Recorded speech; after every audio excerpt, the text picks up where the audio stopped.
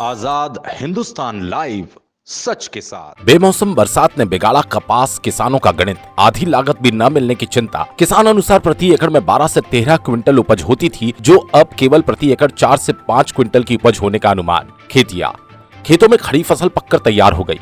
वर्षा से पहले किसानों के चेहरे पर प्रसन्नता दिखाई देती। पिछले कुछ दिनों में लगातार हो रही तेज बारिश के चलते खेतों में खड़ी फसल खराब होने लगी।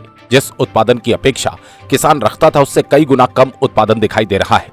खेतिया और खेतिया से लगे ग्रामीण क्षेत्रों में फसल के पत्ते पीले पड़ने लगे। वहीं कपास, मक्का आदि का उत्पादन भी प्रभावित होता हुआ दिखाई दे रहा है।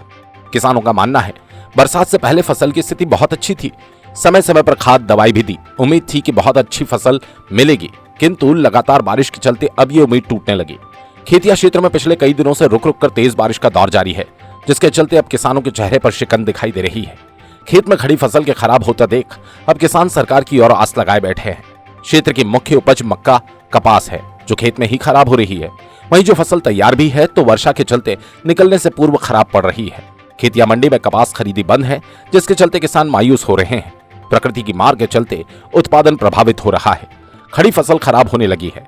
खेतिया के ग्राउंड जीरो से राजेश नाहर की विशेष रिपोर्ट। लगातार हो रही बारिश के चलते अब किसानों को चिंता बढ़ने लगी है। फिलहाल हम खड़े हैं खेतिया से लगे एक ग्रामीण क्षेत्र के कपास के खेत में, जहां पूरी खड़ी कपास की फसल फिलहाल अब लाल पड़ती दिखाई दे रही है। त्योहारों का मौसम है, जहां किसान अपनी फसल के प्रति आशान्वित है। वहीं खेतों में खड़ी फसल अब खराब होने लगी है। किसानों के माथे पर अब चिंताएं दिखाई देने लगी है।